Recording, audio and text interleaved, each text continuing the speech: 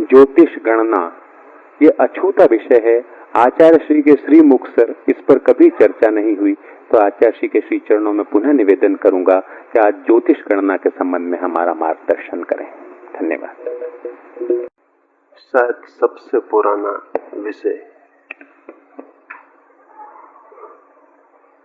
और एक अर्थों में सबसे ज्यादा तिरस्कृत विषय भी है।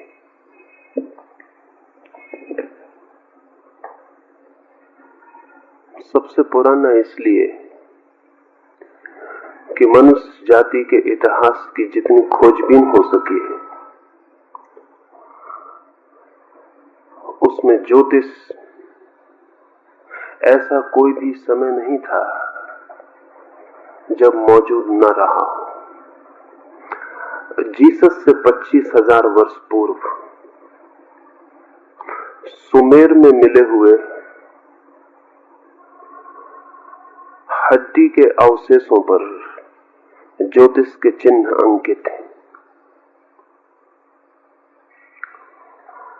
पश्चिम में पुरानी से पुरानी जो खोजबीन हुई है वो जीसस से 25,000 वर्ष पूर्व इन हड्डियों की है जिन पर ज्योतिष के चिन्ह और चंद्र की यात्रा के चिन्ह अंकित हैं।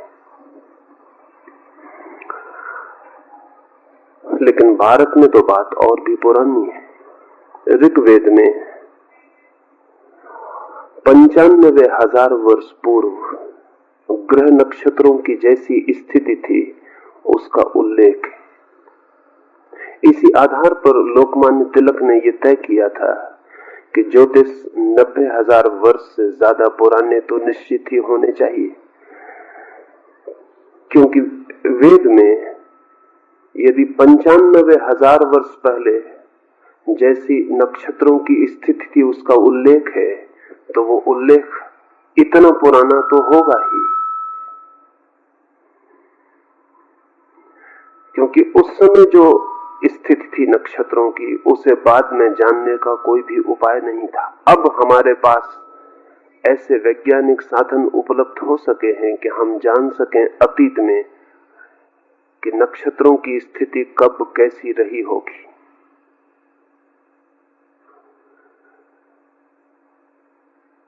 ज्योतिष की सर्वाधिक गहरी मान्यताएं भारत में पैदा हुई। सच तो यह है कि ज्योतिष के कारण ही गणित का जन्म हुआ। ज्योतिष की गणना के लिए ही सबसे पहले गणित का जन्म हुआ और इसीलिए अंक गणित के जो अंक हैं वो भारतीय हैं। सारी दुनिया की भाषाओं में 1 से लेकर 9 तक जो गणना के अंक हैं वे समस्त भाषाओं में जगत की भारतीय हैं और सारी दुनिया में 9 डिजिट 9 अंक स्वीकृत हो गए। उसका भी कुल कारण इतना है कि वे 9 अंक भारत में पैदा हुए और धीरे धीरे सारे जगत में फैल गए। जिसे आप अंग्रेजी में 9 कहते हैं वो अंग्रेजी के संस्कृत के 9 का ही रूपांतरण है। जिसे आप 8 कहते हैं वो संस्कृत के 8 का ही रूपांतरण है। 1 से लेकर 9 तक जगत की समस्त सभ्य भाषाओं में गणित के जो अंकों का प्रचलन है वो भारतीय ज्योतिष के प्रभाव में हुआ।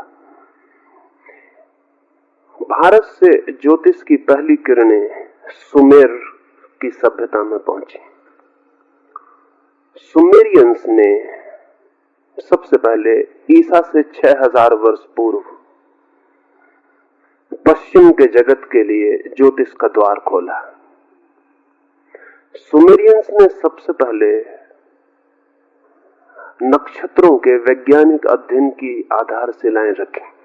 उन्होंने बड़े ऊंचे 700 फीट ऊंचे मीनार बनाए और उन मीनारों पर सुमेरियन पुरोहित 24 घंटे आकाश का अध्ययन करते थे। 2 कारणों से। एक तो सुमेरियन को इस गहरे सूत्र का पता चल गया था कि मनुष्य के जगत में जो भी घटित होता है उस घटना का प्रारंभिक स्रोत नक्षत्रों से किसी न किसी भांति संबंधित है। जीसस से 6000 वर्ष पहले सुमेरियंस की यह धारणा कि पृथ्वी पर जो भी बीमारी पैदा होती है, जो भी महामारी पैदा होती है, वो सब नक्षत्रों से संबंधित है।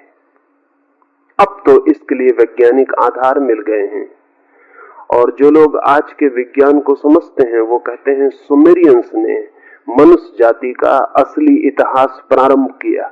इतिहासज्ञ कहते हैं कि सब तरह का इतिहास सुमेर से शुरू होता है। 1920 में चिजेवस्की नाम के एक रूसी वैज्ञानिक ने इस बात की खोजबीन की कि जब भी सूरज पर हर 11 वर्षों में पीरियोडिकली बहुत बड़ा विस्फोट होता है। सूर्य पर हर 11 वर्ष में आणविक विस्फोट होता है और चिजेवस्की ने यह खोजबीन की कि जब भी सूरज पर 11 वर्षों में आणविक विस्फोट होता है तभी पृथ्वी पर युद्ध और क्रांतियों के सूत्रपात होते हैं। और उसने कोई 700 वर्ष के लंबे इतिहास में सूर्य पर जब भी दुर्घटना घटती है तभी पृथ्वी पर दुर्घटना घटती है, इसका इतना वैज्ञानिक विश्लेषण किया कि स्टालिन ने उसे 1920 में उठा के जेल में डाल दिया। वो स्टालिन के मरने के बाद ही चिजेवस्की छूट सका, क्योंकि स्टालिन के लिए तो अजीब बात हो गई। मार्क्स का और कम्युनिस्टों का ख्याल है कि पृथ्वी पर जो क्रांतियां होती हैं उनका कारण मनुष्य के बीच आर्थिक वैभिन्य है, और चिजेवस्की कहता है कि क्रांतियों का कारण सूरज पर हुए विस्फोट है। अब सूरज पर हुए विस्फोट और मनुष्य के जीवन की गरीबी और अमीरी का क्या संबंध?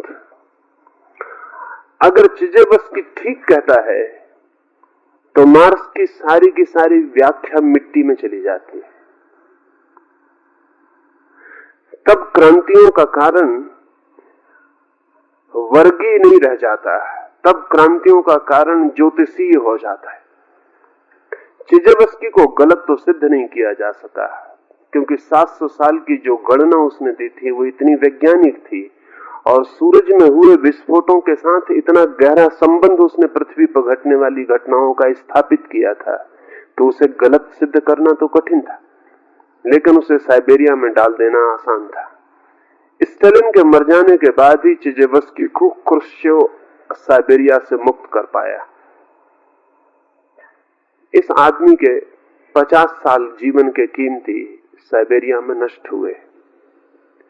छूटने के बाद भी वो 4-6 महीने से ज्यादा जीवित नहीं रह सका, लेकिन 6 महीने में भी वो अपनी स्थापना के लिए और नए प्रमाण इकट्ठे कर गया है। पृथ्वी पर जितनी महामारियां फैलती हैं उन सबका संबंध भी वो सूरज से जोड़ गया है। सूरज जैसा हम साधारणतः सोचते हैं, ऐसा कोई निष्क्रिय अग्नि का गोला नहीं है, अत्यंत सक्रिय है और प्रतिपल सूरज की तरंगों में रूपांतरण होते रहते हैं और सूरज की तरंगों का जरा सा रूपांतरण भी पृथ्वी के प्राणों को कंपित करता है। इस पृथ्वी पर कुछ भी ऐसा घटित नहीं होता जो सूरज पर घटित हुए बिना घटित हो जाता हो। जब सूर्य का ग्रहण होता है तो पक्षी जंगलों में गीत गाना 24 घंटे पहले से बंद कर देते। पूरे ग्रहण के समय तो सारी पृथ्वी मौन हो जाती, पक्षी गीत गाना बंद कर देते। सारे जंगलों के जानवर भयभीत हो जाते हैं, किसी बड़ी आशंका से पीड़ित हो जाते हैं।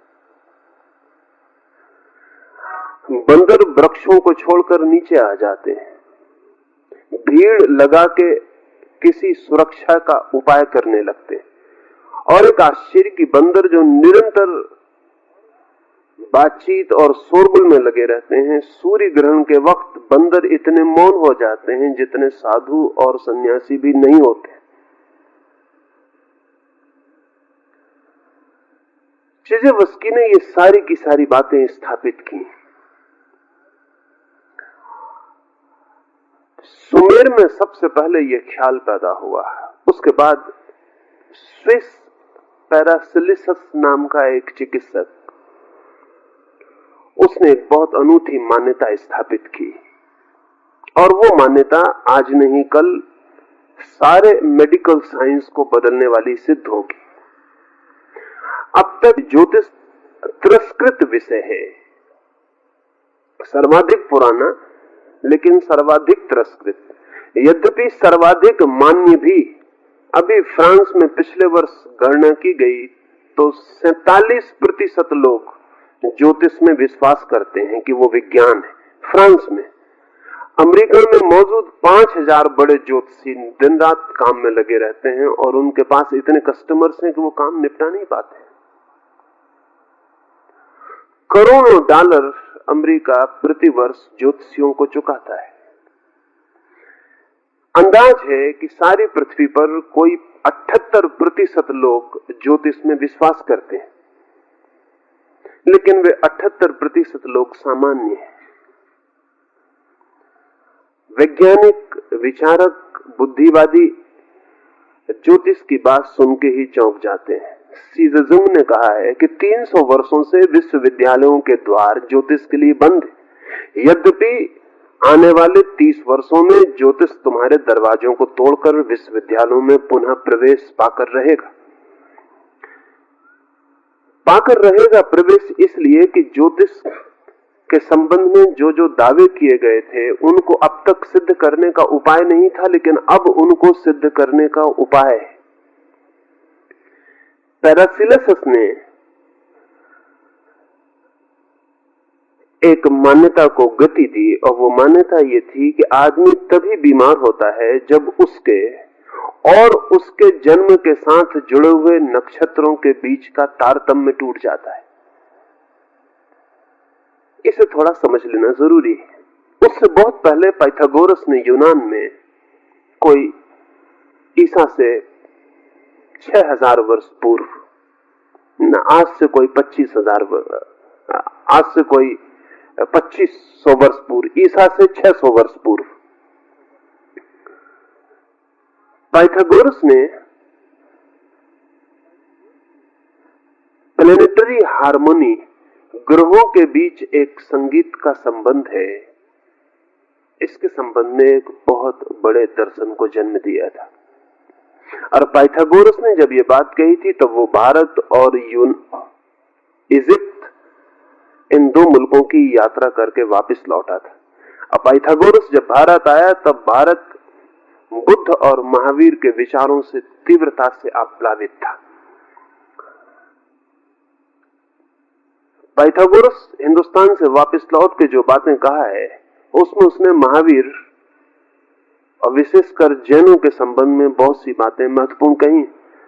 उसने जैनों को जेनोसोफिस्ट कह के पुकारा है। सोफिस्ट का मतलब होता है दार्शनिक, और जैनों का मतलब तो जैन। तो जैन दार्शनिक को पाइथागोरस ने जेनोसोफिस्ट कहा है। नग्न रहते हैं, इस सारी बात की है। पाइथागोरस मानता था कि प्रत्येक नक्षत्र या प्रत्येक ग्रह या उपग्रह जब यात्रा करता है अंतरिक्ष में तो उसकी यात्रा के कारण एक विशेष ध्वनि पैदा होती। प्रत्येक नक्षत्र की गति एक विशेष ध्वनि पैदा करती है और प्रत्येक नक्षत्र की अपनी व्यक्तिगत निजी ध्वनि है, और इन सारे नक्षत्रों की ध्वनियों का एक तालमेल है जिसे वो विश्व की संगीत बद्धता, हार्मनी कहता था।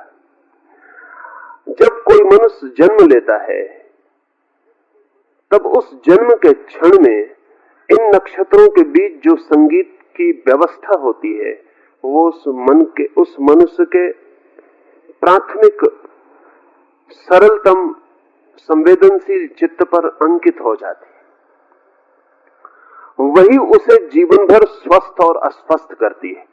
जब भी वो अपनी उस मौलिक जन्म के साथ पाई गई संगीत व्यवस्था के साथ तालमेल बना लेता है तो स्वस्थ हो जाता है, और जब उसका तालमेल छूट जाता है तो अस्वस्थ हो जाता है। पैरासिलस ने इस संबंध में बड़ा महत्वपूर्ण काम किया। वो किसी मरीज को दवा नहीं देता था जब तक उसकी जन्म कुंडली ना देख ले। और बड़ी हैरानी की बात है कि पैरासिलस ने जन्म कुंडलियां देखकर ऐसे मरीजों को ठीक किया जिनको चिकित्सक कठिनाई में पड़ गए थे और ठीक नहीं कर पाते थे। उसका कहना था, जब तक मैं ये न जान लूं कि ये व्यक्ति किन नक्षत्रों की स्थिति में पैदा हुआ है, तब तक इसके अंतर संगीत के सूत्र को भी पकड़ना संभव नहीं है। और जब तक मैं ये न जान लूं कि इसके अंतर संगीत की व्यवस्था क्या है, तो इसे कैसे हम स्वस्थ करें। क्योंकि स्वास्थ्य का क्या अर्थ है, इसे थोड़ा समझ लें। अगर साधारणतः हम चिकित्सक से पूछें कि स्वास्थ्य का क्या अर्थ है, तो वो इतना ही कहेगा, बीमारी का न होना। पर उसकी परिभाषा निगेटिव है, नकारात्मक है। और ये दुखद बात है कि स्वास्थ्य की परिभाषा हमें बीमारी से करनी पड़े। स्वास्थ्य तो पॉजिटिव चीज है, बीमारी निगेटिव है, नकारात्मक है। स्वास्थ्य तो स्वभाव है, बीमारी तो आक्रमण है। तो स्वास्थ्य की परिभाषा हमें बीमारी से करनी पड़े, ये बात अजीब है। घर में रहने वाले की परिभाषा मेहमान से करनी पड़े तो बात अजीब है। स्वास्थ्य तो हमारे साथ है, बीमारी कभी होती है। स्वास्थ्य तो हम लेकर पैदा होते हैं, बीमारी उस पर आती है। पर हम स्वास्थ्य की परिभाषा अगर चिकित्सकों से पूछें तो वो यही कह पाते हैं कि बीमारी नहीं है तो स्वस्थ है। पैरासिलिस कहता था ये व्याख्या गलत है, स्वास्थ्य की पॉजिटिव डेफिनेशन होनी चाहिए। और उस पॉजिटिव डेफिनेशन को, उस विधायक व्याख्या को कहां से पकड़ेंगे? तो पैरासिलिस कहता था, जब तक हम तुम्हारे अंतर्निहित संगीत को न जान लें, वही तुम्हारा स्वास्थ्य है, तब तक हम ज्यादा से ज्यादा तुम्हारी बीमारियों से तुम्हारा छुटकारा करवा सकते हैं। लेकिन हम एक बीमारी से तुम्हें छुड़ाएंगे और तुम दूसरी बीमारी को तत्काल पकड़ लोगे, क्योंकि तुम्हारे भीतरी संगीत के संबंध में कुछ भी नहीं किया जा सका। असली बात तो वही थी कि तुम्हारा भीतरी संगीत स्थापित हो जाए। इस संबंध में पैरासिलिस को हुए तो कोई 500 वर्ष होते हैं। उसकी बात भी खो गई थी। लेकिन अब पिछले 20 वर्षों में 1950 के बाद दुनिया में ज्योतिष का पुनर्आविर्भाव हुआ है। और आपको जान के हैरानी होगी कि कुछ नए विज्ञान पैदा हुए हैं जिनके संबंध में कुछ आपसे कह दूं तो फिर पुराने विज्ञान को समझना आसान हो जाएगा। 1950 में एक नई साइंस का जन्म हुआ। उस साइंस का नाम है कॉस्मिक केमिस्ट्री, ब्रह्म रसायन। उसको जन्म देने वाला आदमी है जियाजार्जी गियोर्डी। यह आदमी इस सदी के कीमती से कीमती थोड़े से आदमियों में एक है। इस आदमी ने वैज्ञानिक आधारों पर प्रयोगशालाओं में अनंत प्रयोगों को करके ये सिद्ध किया है कि जगत, पूरा जगत एक ऑर्गेनिक यूनिटी है। पूरा जगत एक शरीर है। और अगर मेरी अंगुली बीमार पड़ जाती है तो मेरा पूरा शरीर प्रभावित होता है। शरीर का अर्थ होता है कि टुकड़े अलग अलग नहीं है, संयुक्त हैं, जीवंत रूप से इकट्ठे हैं। अगर मेरी आंख में तकलीफ होती है तो मेरे पैर का अंगूठा भी अनुभव करता है। और अगर मेरे पैर को चोट लगती है तो मेरे हृदय को भी खबर मिलती है। और अगर मेरा मस्तिष्क रुग्ण हो जाता है तो मेरा शरीर पूरा का पूरा बेचैन हो जाएगा। और अगर मेरा पूरा शरीर नष्ट कर दिया जाए तो मेरे मस्तिष्क को खड़े होने के लिए जगह मिलनी मुश्किल हो जाएगी। मेरा शरीर एक ऑर्गेनिक यूनिटी है, एक एकता है, जीवंत। उसमें कोई भी एक चीज को छुओ तो सब प्रवाहित होता है, सब प्रभावित हो जाता है। कॉस्मिक केमिस्ट्री कहती है कि पूरा ब्रह्मांड एक शरीर है। उसमें कोई भी चीज अलग अलग नहीं है, सब संयुक्त है। इसलिए कोई तारा कितने ही दूर क्यों ना हो, वो भी जब बदलता है तो हमारे हृदय की गति को बदल जाता है। और सूरज चाहे कितने ही फासले पे क्यों ना हो, जब वो ज्यादा उत्तप्त होता है तो हमारे खून की धाराएं बदल जाती हैं।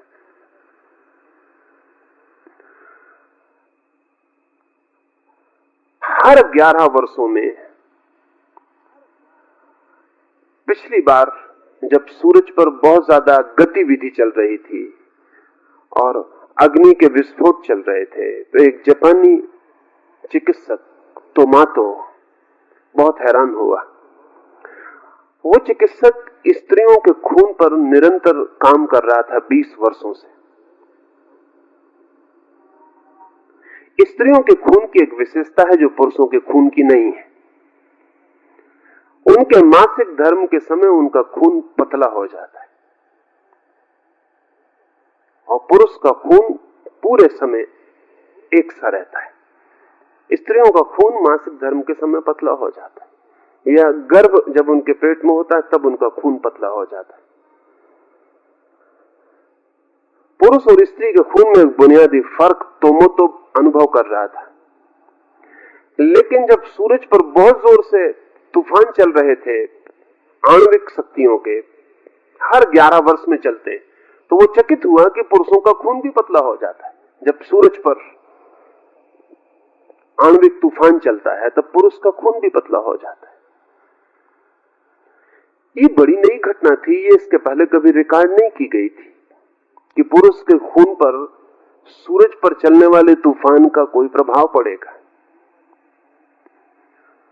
और अगर खून पर प्रभाव पड़ सकता है तो फिर किसी भी चीज पर प्रभाव पड़ सकता है। एक दूसरा अमेरिकन विचारक है फ्रैंक ब्राउन। वो अंतरिक्ष यात्रियों के लिए सुविधाएं जुटाने का काम करता रहा है। उसकी आधी जिंदगी अंतरिक्ष में जो मनुष्य यात्रा करने जाएंगे उनको तकलीफ ना हो इसके लिए काम करने की रही है। सबसे बड़ी विचारणीय बात यही थी कि पृथ्वी को छोड़ते ही अंतरिक्ष में न मालूम कितने प्रभाव होंगे, न मालूम कितनी धाराएं होंगी रेडिएशन की, किरणों की, वो आदमी पर क्या प्रभाव करेंगी। लेकिन 2000 साल से ऐसा समझा जाता रहा है अरस्तु के बाद पश्चिम में कि अंतरिक्ष शून्य है, वहां कुछ है ही नहीं। 200 मील के बाद पृथ्वी पर हवाएं समाप्त हो जाती हैं और फिर अंतरिक्ष शून्य। लेकिन अंतरिक्ष यात्रियों की खोज ने सिद्ध किया कि वो बात गलत है। अंतरिक्ष शून्य नहीं है, बहुत भरा हुआ है, और न तो शून्य है न मृत है, बहुत जीवंत है। सच तो यह है कि पृथ्वी की 200 मील की हवाओं की परतें सारे प्रभावों को हम तक आने से रोकती हैं। अंतरिक्ष में तो अद्भुत प्रभावों की धाराएं बहती रहती हैं। उनको आदमी सह पाएगा या नहीं, तो आप जान के हैरान होंगे और हंसेंगे भी कि आदमी को भेजने के पहले ब्राउन ने आलू भेजे अंतरिक्ष में, क्योंकि ब्राउन का कहना है आलू और आदमी में बहुत भीतरी फर्क नहीं है। अगर आलू सड़ जाएगा तो आदमी नहीं बच सकेगा, और अगर आलू बच सकता है तो ही आदमी बच सकेगा। आलू बहुत मजबूत प्राणी है और आदमी तो बहुत संवेदनशील है। अगर आलू भी नहीं बच सकता अंतरिक्ष में और सड़ जाएगा तो आदमी के बचने का कोई उपाय नहीं। अगर आलू लौट आता है जीवंत, मरता नहीं, और उसे जमीन में बोने पर अंकुर निकल आता है, तो फिर आदमी को भेजा जा सकता है। तब भी डर है कि आदमी सह पाएगा या नहीं। इससे एक और हैरानी की बात ब्राउन ने सिद्ध की कि आलू जमीन के भीतर पड़ा हुआ या कोई भी बीज जमीन के भीतर पड़ा हुआ भी बढ़ता है सूरज के ही संबंध में। सूरज ही उसे जगाता उठाता है, उसके अंकुर को पुकारता और ऊपर उठाता है। ब्राउन एक दूसरे शास्त्र का अन्वेषक है और उस शास्त्र को अभी ठीक ठीक नाम मिलना शुरू हो रहा है, लेकिन अभी उसे कहते हैं प्लेनेटरी हेरेडिटी, उपग्रही वंशानुक्रम। अंग्रेजी में शब्द है होरोस्कोप, वो यूनानी होरोस्कोपस का रूप है। होरोस्कोप यूनानी शब्द का अर्थ होता है मैं देखता हूं जन्मते हुए ग्रह को, शब्द का अर्थ होता है। असल में जब एक बच्चा पैदा होता है तब उसी समय पृथ्वी के चारों ओर क्षितिज पर अनेक नक्षत्र जन्म लेते हैं, उठते हैं। जैसे सूरज उठता है सुबह, जैसे सुबह सूरज उगता है, सांझ डूबता है, ऐसे ही 24 घंटे अंतरिक्ष में नक्षत्र उगते हैं और डूबते हैं। जब एक बच्चा पैदा हो रहा है, समझे सुबह 6 बजे बच्चा पैदा हो रहा है, वही वक्त सूरज भी पैदा हो रहा है, उसी वक्त और कुछ नक्षत्र पैदा हो रहे हैं, कुछ नक्षत्र डूब रहे हैं, कुछ नक्षत्र ऊपर हैं, कुछ नक्षत्र उतार पर चले गए, कुछ नक्षत्र चढ़ाव पर है। ये बच्चा जब पैदा हो रहा है तब अंतरिक्ष में नक्षत्रों की एक स्थिति है। अब तक ऐसा समझा जाता था, और अभी भी अधिक लोग जो बहुत गहराई से परिचित नहीं है वो ऐसा ही सोचते हैं कि चांद तारों से आदमी के जन्म का क्या लेना देना। चांद तारे कहीं भी हो, इससे एक गांव में बच्चा पैदा हो रहा है, इससे क्या फर्क पड़ेगा। फिर वे ये भी कहते हैं कि एक ही बच्चा पैदा नहीं होता, एक तिथि में एक नक्षत्र की स्थिति में लाखों बच्चे पैदा होते हैं, उनमें से एक प्रेसिडेंट बन जाता है किसी मुल्क का, बाकी तो नहीं बन पाते। एक उनमें से 100 वर्ष का होकर मरता है, दूसरा 2 दिन का ही मर जाता है। एक उसमें से बहुत बुद्धिमान होता है और एक निर्बुद्धि रह जाता है। तो साधारण देखने पर पता चलता है कि इन ग्रह नक्षत्रों की स्थिति का किसी के बच्चे के पैदा होने से होरोस्कोप से क्या संबंध हो सकता है। ये तर्क इतना सीधा और साफ मालूम होता है कि ये चांद तारे एक बच्चे के जन्म की चिंता भी नहीं करते हैं, और फिर एक बच्चा ही पैदा नहीं होता, एक स्थिति में लाखों बच्चे पैदा होते, पर लाखों बच्चे एक से नहीं होते। इन तर्कों से ऐसा लगने लगा था, 300 वर्षों से तर्क दिए जा रहे हैं कि कोई संबंध नक्षत्रों से व्यक्ति के जन्म का नहीं।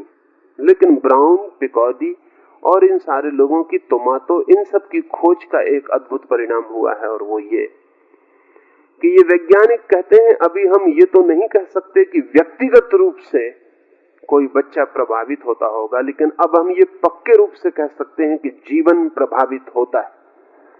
एक बात, व्यक्तिगत रूप से बच्चा प्रभावित होता होगा हम अभी नहीं कह सकते हैं, लेकिन जीवन निश्चित रूप से प्रभावित होता है। और अगर जीवन प्रभावित होता है तो हमारी खोज जैसे जैसे सूक्ष्म होगी वैसे वैसे हम पाएंगे कि व्यक्ति भी प्रभावित होता है। इससे एक बात और ख्याल में ले लेनी जरूरी है, जैसा सोचा जाता रहा है वो तथ्य नहीं। ऐसा सोचा जाता रहा है कि ज्योतिष विकसित विज्ञान नहीं, प्रारंभ उसका हुआ और फिर वो विकसित नहीं हो सका। लेकिन मेरे देखे स्थिति उल्टी है। ज्योतिष किसी सभ्यता के द्वारा बहुत बड़ा विकसित विज्ञान है, फिर वो सभ्यता खो गई और हमारे हाथ में ज्योतिष के अधूरे सूत्र रह गए।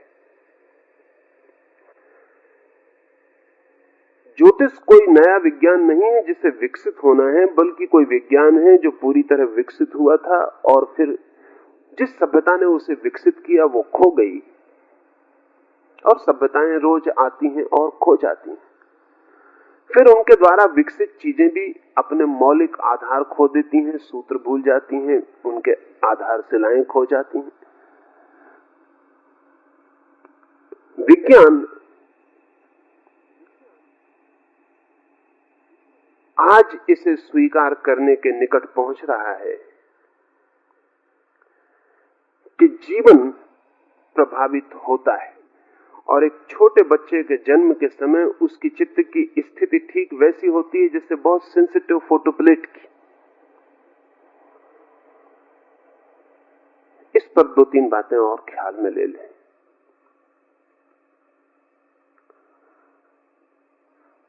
ताकि समझ में आ सके कि जीवन प्रभावित होता है, और अगर जीवन प्रभावित होता है तो ही ज्योतिष की कोई संभावना निर्मित होती, अन्यथा निर्मित नहीं होती। जुड़वा बच्चों को समझने की थोड़ी कोशिश करें। 2 तरह के जुड़वा बच्चे होते हैं। एक तो जुड़वा बच्चे होते हैं जो एक ही अंडे से पैदा होते हैं, और दूसरे जुड़वा बच्चे होते हैं जो होते तो जुड़वा है लेकिन 2 अंडों से पैदा होते हैं। मां के पेट में 2 अंडे होते हैं, 2 बच्चे पैदा होते हैं। कभी कभी एक ही अंडा होता है और एक अंडे के भीतर 2 बच्चे होते हैं। एक अंडे से जो 2 बच्चे पैदा होते हैं वो बड़े महत्वपूर्ण हैं, क्योंकि उनके जन्म का क्षण बिल्कुल एक होता है। 2 अंडों से जो बच्चे पैदा होते हैं वो जुड़वा हम कहते जरूर है, लेकिन उनके जन्म का क्षण एक नहीं होता। और एक बात समझ लें कि जन्म दोहरी बात है। जन्म का पहला अर्थ तो है गर्भाधारण। ठीक जन्म तो उस दिन होता है जिस दिन मां के पेट में गर्भ आरोपित होता है। ठीक जन्म, जिसको आप जन्म कहते हैं, वो नंबर 2 का जन्म है, जब बच्चा मां के पेट से बाहर आता है। अगर हमें ज्योतिष की पूरी खोजबीन करनी हो, जैसा कि हिंदुओं ने की थी, अकेले हिंदुओं ने की थी और उसके बड़े उपयोग किए थे, तो असली सवाल ये नहीं कि बच्चा कब पैदा होता है। असली सवाल यह है कि बच्चा कब गर्भ में प्रारंभ करता है अपनी यात्रा, गर्भ कब निर्मित होता है, क्योंकि ठीक जन्म वही है। इसलिए हिंदुओं ने तो यह भी तय किया था कि ठीक जिस भांति के बच्चे को जन्म देना हो, उस भांति के ग्रह नक्षत्र में यदि संभोग किया जाए और गर्भाधारण हो जाए तो उस तरह का बच्चा पैदा होगा। अब इसमें मैं थोड़ा पीछे आपको कुछ कहूंगा, क्योंकि इस संबंध में भी काफी काम इधर हुआ है और बहुत सी बातें साफ हुई हैं। साधारणतः हम सोचते हैं कि एक बच्चा सुबह 6 बजे पैदा होता है, तो 6 बजे पैदा होता है, इसलिए 6 बजे प्रभात में जो नक्षत्रों की स्थिति होती है उससे प्रभावित होता है। लेकिन ज्योतिष को जो गहरा जानते हैं वो कहते हैं कि वो 6 बजे पैदा होने की वजह से ग्रह नक्षत्र उस पर प्रभाव डालते हैं, ऐसा नहीं। वो जिस तरह के प्रभावों के बीच पैदा होना चाहता है उस घड़ी और नक्षत्र को जन्म के लिए चुनता है। ये बिल्कुल भिन्न बात है। बच्चा जब पैदा हो रहा है, ज्योतिष की गहन खोज करने वाले लोग कहेंगे कि वो अपने ग्रह नक्षत्र चुनता है कि कब उसे पैदा होना है। और गहरे जाएंगे तो वो अपना गर्भाधारण भी चुनती है। प्रत्येक आत्मा अपना गर्भाधारण चुनती है कि कब उसे गर्भ स्वीकार करना है, किस क्षण में।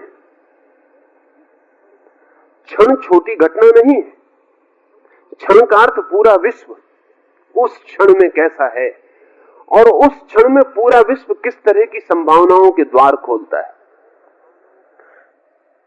जब एक अंडे में 2 बच्चे एक साथ गर्भाधारण लेते हैं तो उनके गर्भाधारण का क्षण एक ही होता है और उनके जन्म का क्षण भी एक होता है।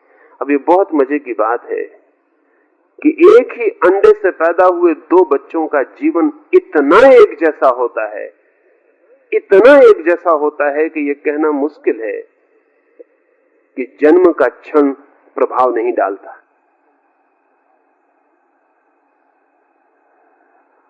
एक अंडे से पैदा हुए 2 बच्चे, उनका आईक्यू, उनका बुद्धिमाप करीब करीब बराबर होता है, और जो थोड़ा सा भेद दिखता है वो जो जानते हैं वो कहते हैं वो हमारे मेजरमेंट की गलती के कारण। अभी तक हम ठीक मापदंड विकसित नहीं कर पाए हैं जिनसे हम बुद्धि का अंक नाप सकें। थोड़ा सा जो भेद कभी पड़ता है वो हमारे तराजू की भूल चूक है। अगर एक अंडे से पैदा हुए 2 बच्चों को बिल्कुल अलग अलग पाला जाए तो भी उनके बुद्धि अंक में कोई फर्क नहीं पड़ता। एक को हिंदुस्तान में पाला जाए और एक को चीन में पाला जाए, कभी एक दूसरे को पता भी न चलने दिया जाए। ऐसी कुछ घटनाएं घटी हैं जब दोनों बच्चे अलग अलग बड़े हुए, लेकिन उनके बुद्धि अंक में कोई फर्क नहीं पड़ता। बड़ी हैरानी की बात है, बुद्धि अंक तो ऐसी चीज है कि जन्म की पोटेंशियलिटी से जुड़ी है, लेकिन वो जो चीन में जुड़वा बच्चा है एक ही अंडे का, जब उसको जुकाम होगा तब जो भारत में बच्चा है उसको भी जुकाम हो जाए।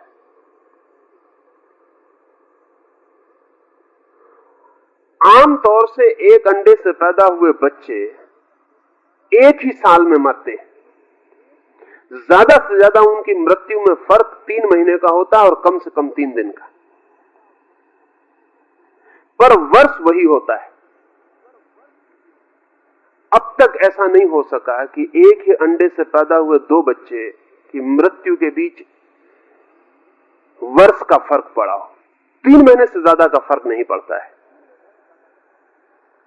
अगर एक बच्चा मर गया है तो हम मान सकते हैं कि 3 दिन के बाद और 3 महीने के बीच दूसरा बच्चा मर जाएगा।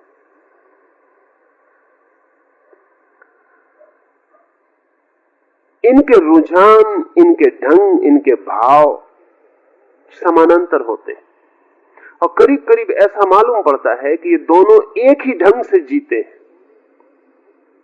एक दूसरे की कॉपी की भांति होते हैं।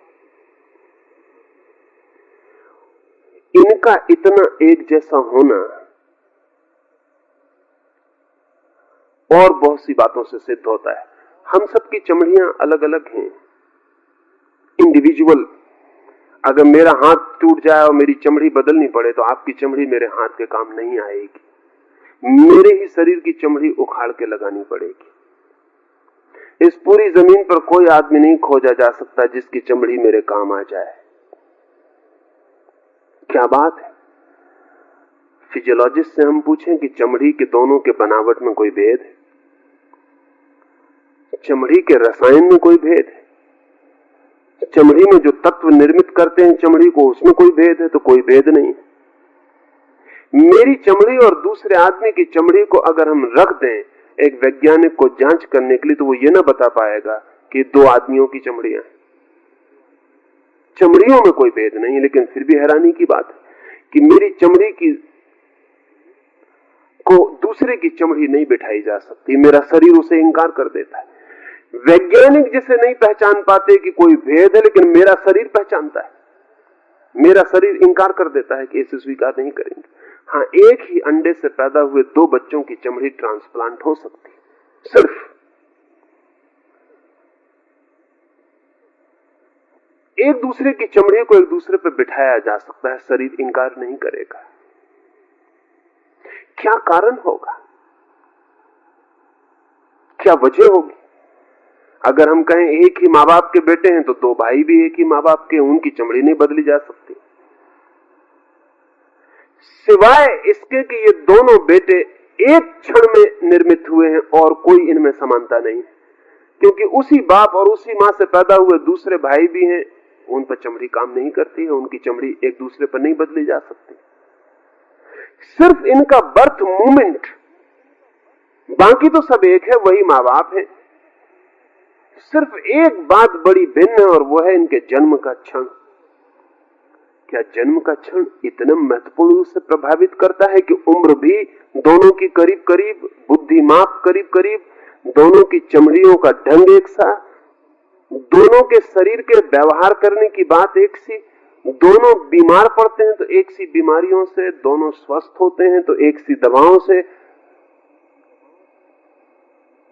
क्या जन्म का क्षण इतना प्रभावी हो सकता है? ज्योतिष कहता रहा है इससे भी ज्यादा प्रभावी है जन्म का क्षण। लेकिन आज तक ज्योतिष के लिए वैज्ञानिक सहमति नहीं थी, पर अब सहमति बढ़ती जाती है। इस सहमति में कई नए प्रयोग सहयोगी बने। एक तो जैसे ही हमने आर्टिफिशियल सैटेलाइट्स, हमने कृत्रिम उपग्रह अंतरिक्ष में छोड़े, वैसे ही हमें पता चला कि सारे जगत से, सारे ग्रह नक्षत्रों से, सारे ताराओं से निरंतर अनंत प्रकार की किरणों का जाल प्रवाहित होता है जो पृथ्वी पर टकराता है, और पृथ्वी पर कोई भी ऐसी चीज नहीं है जो उससे अप्रभावित छूट जाए।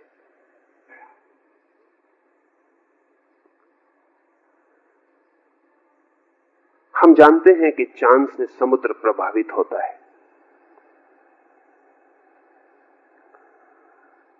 लेकिन हमें ख्याल नहीं है कि समुद्र में पानी और नमक का जो अनुपात है वही आदमी के शरीर में पानी और नमक का अनुपात है, द सेम प्रोपोर्शन। और आदमी के शरीर में 65% पानी है, और नमक और पानी का वही अनुपात है जो अरब की खाड़ी में। अगर समुद्र का पानी प्रभावित होता है चांद से, तो आदमी के शरीर के भीतर का पानी क्यों प्रभावित नहीं होगा? अभी इस संबंध में जो खोजबीन हुई उसमें 2-3 तथ्य ख्याल में ले लेने जैसे हैं। वो ये कि पूर्णिमा के निकट आते आते सारी दुनिया में पागलपन की संख्या बढ़ती है। अमावस के दिन दुनिया में सबसे कम लोग पागल होते हैं, पूर्णिमा के दिन सर्वाधिक। चांद के बढ़ने के साथ अनुपात पागलों का बढ़ना शुरू होता है। पूर्णिमा के दिन पागलखानों में सर्वाधिक लोग प्रवेश करते हैं और अमावस के दिन पागलखानों से सर्वाधिक लोग बाहर जाते हैं। अब तो इसके स्टैटिस्टिक्स उपलब्ध हैं। अंग्रेजी में शब्द है लूनाटिक। लूनाटिक का मतलब होता है चांद मारा, लूनार। हिंदी में भी पागल के लिए चांद मारा शब्द है, बहुत पुराना शब्द। और लूनाटिक भी कोई 3000 साल पुराना शब्द है। कोई 3000 साल पहले भी आदमी को ख्याल था कि चांद पागल के साथ कुछ न कुछ करता है।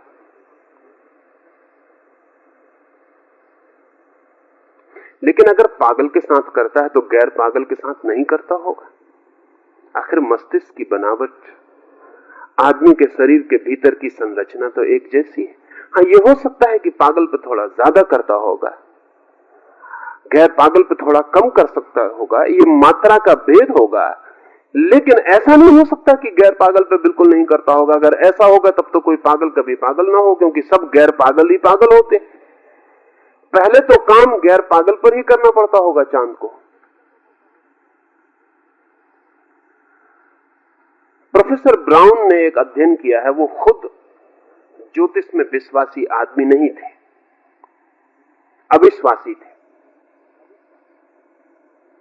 और अपने पिछले लेखों में उन्होंने बहुत मजाक उड़ाई। लेकिन पीछे उन्होंने सिर्फ खोजबीन के लिए एक काम शुरू किया कि मिलिट्री के बड़े बड़े जनरल्स की उन्होंने जन्म कुंडलियां इकट्ठी की, डॉक्टर्स की, अलग अलग प्रोफेशंस की।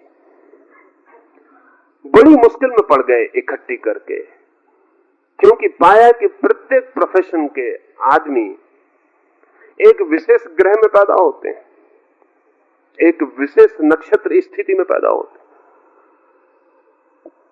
जिससे जितने भी बड़े प्रसिद्ध जनरल्स हैं, मिलिट्री के सेनापति हैं, योद्धा हैं, उनके जीवन में मंगल का भारी प्रभाव है। वही प्रभाव प्रोफेसर की जिंदगी में बिल्कुल नहीं है। ब्राउन ने जो अध्ययन किया, कोई 50,000 व्यक्तियों का, जो भी सेनापति हैं, उनके जीवन में मंगल का प्रभाव भारी है। आमतौर से जब वे पैदा होते हैं तब मंगल जन्म ले रहा होता है। उनके जन्म की घड़ी मंगल के जन्म की घड़ी होती है। ठीक उससे विपरीत जितने पैसिफिस्ट हैं दुनिया में, जितने शांतिवादी हैं, वो कभी मंगल के जन्म के साथ पैदा नहीं होते। एक आध मामले में ये संयोग हो सकता है, लेकिन लाखों मामलों में संयोग नहीं हो सकता। गणितज्ञ एक खास नक्षत्र में पैदा होते हैं, कभी उस नक्षत्र में कभी पैदा नहीं होते, कभी उस नक्षत्र में कभी पैदा नहीं होते। ये कभी एकाध के मामले में संयोग हो सकता है, लेकिन बड़े पैमाने पर संयोग नहीं हो सकता है। असल में कवि के ढंग और गणितज्ञ के ढंग में इतना भेद है कि उनके जन्म के क्षण में भेद होना ही चाहिए। ब्राउन ने कोई 10 अलग अलग व्यवसाय के लोगों का, जिनके बीच तीव्र फासले हैं, जैसे कवि है और गणितज्ञ है, या युद्धखोर सेनापति है और एक शांतिवादी बर्ट्रैंड रसल है, एक आदमी जो कहता है विश्व में शांति होना चाहिए, और एक आदमी नीत्शे जैसा जो कहता है जिस दिन युद्ध न होंगे उस दिन दुनिया में कोई अर्थ न रह जाएगा। इनके बीच बौद्धिक विवाद ही है सिर्फ, या नक्षत्रों का भी विवाद है? इनके बीच केवल बौद्धिक फासले हैं या इनकी जन्म की घड़ी भी हाथ बटाती है? जितना अध्ययन बढ़ता जाता है उतना ही पता चलता है कि प्रत्येक आदमी जन्म के साथ विशेष क्षमताओं की सूचना देता है। ज्योतिष के साधारण जानकार कहते हैं कि वो इसलिए ऐसा करता है क्योंकि वो विशेष नक्षत्रों की व्यवस्था में पैदा हुआ। मैं आपसे कहना चाहता हूं कि वो विशेष नक्षत्रों में पैदा होने को उसने चुना।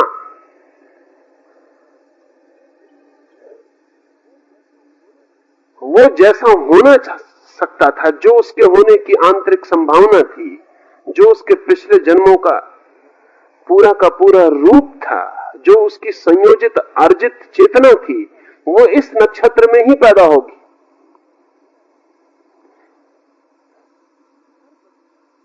हर बच्चा, हर आने वाला नया जीवन इंसिस्ट करता है अपनी घड़ी के लिए।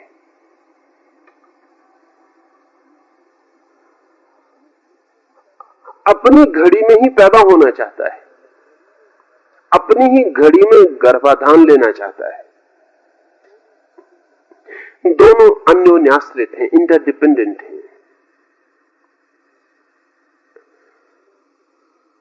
मैंने आपसे कहा कि जैसे समुद्र का पानी प्रभावित होता है, सारा जीवन पानी से निर्मित है।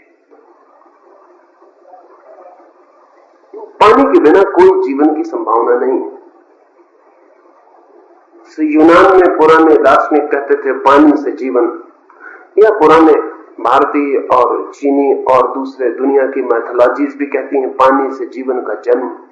आज एवोल्यूशनरी को मानने वाले, विकास को मानने वाले वैज्ञानिक भी कहते हैं कि जीवन का जन्म पानी से। शायद पहला जीवन काई, वो जो पानी पर जम जाती है, वही जीवन का पहला रूप, फिर आदमी तक विकास।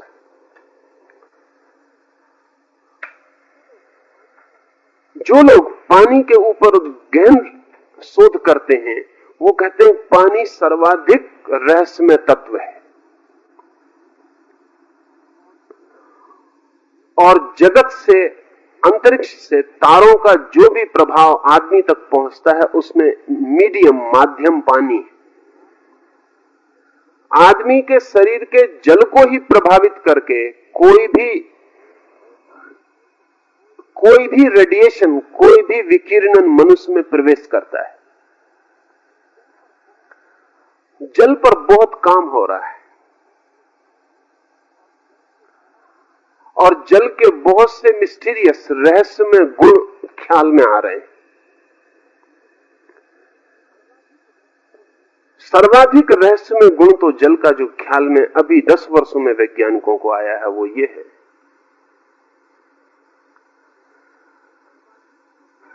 कि सर्वाधिक संवेदनशीलता जल के पास है, सबसे ज्यादा सेंसिटिव है।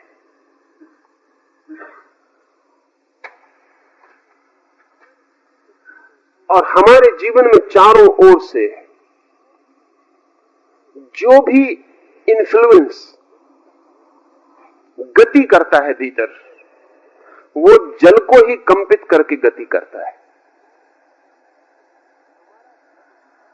हमारा जल ही सबसे पहले प्रभावित होता है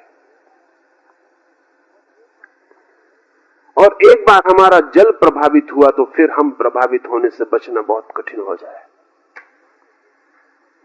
मां के पेट में बच्चा जब तैरता है तब भी आप जान के हैरान होंगे कि वो ठीक ऐसे ही तैरता है जैसे सागर के जल में। और मां के पेट में जिस जल में बच्चा तैरता है उसमें भी नमक का वही अनुपात होता है जो सागर के जल में। और मां के शरीर से जो जो प्रभाव बच्चे तक पहुंचते हैं उनमें कोई सीधा संबंध नहीं होता है। ये जान के आप हैरान होंगे कि मां और उसके पेट में बनने वाले गर्भ का कोई सीधा संबंध नहीं होता। दोनों के बीच में जल, और मां से जो भी प्रभाव पहुंचते हैं बच्चे तक वो जल के ही माध्यम से पहुंचते हैं, सीधा कोई संबंध नहीं होता। फिर जीवन भर भी हमारे शरीर में जल का वही काम है जो सागर में काम है। सागर में बहुत सी मछलियों का अध्ययन किया गया है। ऐसी मछलियां हैं जो जब सागर का पूर्व उतार पर होता है, जब सागर उतरता है,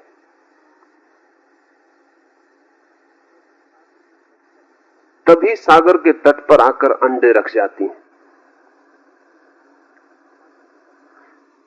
सागर उतर रहा है वापस, मछलियां रेत में आएंगी, सागर की लहरों पर सवार होकर अंडे देंगी, सागर की लहरों पर वापस लौट जाएंगी। 15 दिन में सागर की लहरें फिर उस जगह आएंगी, तब तक अंडे फूटकर उनके चूजे बाहर आ गए होंगे। आने वाली लहरें उन चूजों को वापस सागर में ले जाएंगी। जिन वैज्ञानिकों ने इन मछलियों का अध्ययन किया वो बड़े हैरान हुए, क्योंकि मछलियां सदा ही उस समय अंडे देने आती हैं जब सागर का तूफान उतरता होता है। अगर वो चढ़ते तूफान में अंडे दे दें तो अंडे तो तूफान में बह जाएंगे। वो अंडे तभी देती जब तूफान उतरता होता है। एक एक स्टेप सागर की लहरें पीछे हटती जाती। वो जहां अंडे देती हैं वहां लहर दोबारा नहीं आती, फिर नहीं तो लहर अंडे बहा ले जाएगी। वैज्ञानिक बहुत परेशान रहे कि इन मछलियों को कैसे पता चलता है कि सागर अब उतरेगा। सागर की उतरने की घड़ी आ गई, क्योंकि जरा सी भी भूल चूक समय की और अंडे तो सब बह जाएंगे। और उन्होंने भूल चूक कभी नहीं की लाखों साल में, नहीं तो वो खत्म हो गई होती मछलियां। उन्होंने कभी भूल की ही नहीं। पर इन मछलियों के पास क्या उपाय है जिनसे ये जान पाती? इनके पास कौन सी इंद्रिय है जो इनको बताती है कि अब सागर उतरेगा? लाखों मछलियां एक क्षण में पूरे किनारे पर इकट्ठी हो जाएंगी। इनके पास जरूर कोई संकेत लिपि, इनके पास कोई सूचना का यंत्र होना ही चाहिए। करोड़ों मछलियां दूर दूर हजारों मील के सागर तट पे इकट्ठे होकर अंडे रख जाएंगी एक खास घड़ी में। जो अध्ययन करते हैं वो कहते हैं कि चांद के अतिरिक्त और कोई उपाय नहीं। चांद से इनको जो संवेदनाएं मिलती हैं, मछलियों को उन संवेदनाओं से पता चलता है कि कब उतार पर, कब चढ़ाव पर। चांद से जो उन्हें धक्के मिलते हैं, उन्हीं धक्कों के अतिरिक्त और कोई रास्ता नहीं है कि उनको पता चल जाए। ये भी हो सकता है कुछ का ख्याल था कि सागर की लहरों से कुछ पता चलता होगा, तो वैज्ञानिकों ने इन मछलियों को ऐसी जगह रखा जहां सागर में लहर ही नहीं, झील पर रखा, अंधेरे कमरों में पानी में रखा। लेकिन बड़ी हैरानी की बात, जब चांद ठीक घड़ी पर आया, अंधेरे में बंद है मछलियां, उनको चांद का कोई पता नहीं, आकाश का कोई पता नहीं। जब चांद ठीक जगह पर आया, जब समुद्र की मछलियां जाके तट पर अंडे देने लगी, तब उन मछलियों ने पानी में ही अंडे दे दिए। उनका पानी में ही अंडे छोड़ देना, क्योंकि कोई तट नहीं, कोई किनारा नहीं, तब तो लहरों का कोई सवाल न रहा। अगर कोई कहता हो कि दूसरी मछलियों को देख के ये दौड़ पैदा हो जाता होगा, वो भी सवाल न रहा। अकेली मछलियों को रख के भी देखा। ठीक जब करोड़ों मछलियां सागर के तट पे आएंगी, इनके दिमाग को सब तरह से गड़बड़ करने की कोशिश की मछलियों के। 24 घंटे अंधेरे में रखा ताकि उन्हें पता न चले कब सुबह होता है, कब रात होती है। 24 घंटे उजाले में भी रख के देखा कि ताकि उनको पता ही न चले कब रात होती। झूठे चांद की रोशनी पैदा करके देखी कि रोज रोशनी को कम करते जाओ, बढ़ाते जाओ, लेकिन मछलियों को धोखा नहीं दिया जा सका। ठीक चांद जब अपनी जगह पर आया तो मछलियों ने अंडे दे दिए। जहां भी थी वहीं उन्होंने अंडे दे दिए। हजारों लाखों पक्षी हर साल यात्रा करते हैं, लाखों हजारों मील की। सर्दियां आने वाली, बर्फ पड़ेगी, तो बर्फ के इलाके से पक्षी उड़ना शुरू हो जाएंगे। हजारों मील दूर किसी दूसरी जगह वो पड़ाव डालेंगे। वहां तक पहुंचने में भी उन्हें 2 महीने लगेंगे, महीना भर लगेगा। अभी बर्फ गिरनी शुरू नहीं हुई, महीने भर बाद गिरेगी। ये पक्षी कैसे हिसाब लगाते हैं कि अब महीने भर बाद बर्फ गिरेगी, क्योंकि अभी हमारी मौसम को बताने वाली जो वेधशालाएं हैं वो भी पक्की खबर नहीं दे पाती। मैंने तो सुना है कि कुछ मौसम की खबर देने वाले लोग पहले ज्योतिषियों से पूछ जाते हैं सड़कों पर बैठे हुए कि आज क्या ख्याल है, पानी गिरेगा कि नहीं। आदमी ने अभी जो जो व्यवस्था की है वो बचकानी मालूम पड़ती है। ये पक्षी 1-1.5 महीने 2 महीने पहले पता करते हैं कि अब बर्फ कब गिरेगी, और हजारों प्रयोग करके देख लिया गया है कि जिस दिन पक्षी उड़ते हैं, हर पक्षी की जाति का निश्चित दिन है। हर वर्ष बदल जाता है वो निश्चित दिन, क्योंकि बर्फ का कोई ठिकाना नहीं, लेकिन हर पक्षी का तय है कि वो बर्फ गिरने के 1 महीने पहले उड़ेगा, तो हर वर्ष वो 1 महीने पहले उड़ता है। बर्फ 10 दिन बाद गिरे तो वो 10 दिन बाद उड़ता है, बर्फ 10 दिन पहले गिरे तो वो 10 दिन पहले उड़ता है। ये बर्फ के गिरने का कुछ निश्चय तो नहीं है। ये पक्षी कैसे उड़ जाते हैं महीने भर पहले पता लगा कि जापान में एक चिड़िया होती है जो भूकंप आने के 24 घंटे पहले गांव खाली कर देती। साधारण गांव की चिड़िया है, हर गांव में बहुत होती। भूकंप आने के 24 घंटे पहले चिड़िया खाली कर देती। अभी भी वैज्ञानिक 2 घंटे के पहले भूकंप का पता नहीं लगा पाते, और 2 घंटे पहले भी अनसर्टेनिटी होती है, पक्का नहीं होता, सिर्फ प्रोबेबिलिटी होती है, संभावना होती है कि भूकंप हो सकता है। लेकिन 24 घंटे पहले तो जापान में तो कोई भूकंप का फौरन पता चल जाता है। जिस गांव से चिड़िया उड़ जाती है उस गांव के लोग समझ जाते हैं कि भाग जाओ, 24 घंटे का वक्त है, वो चिड़िया हट गई, गांव में दिखाई नहीं पड़ती। इस चिड़िया को कैसे पता चलता होगा? वैज्ञानिक अभी 10 वर्षों में एक नई बात कह रहे हैं, और वो ये कि प्रत्येक प्राणी के पास कोई ऐसा अंतर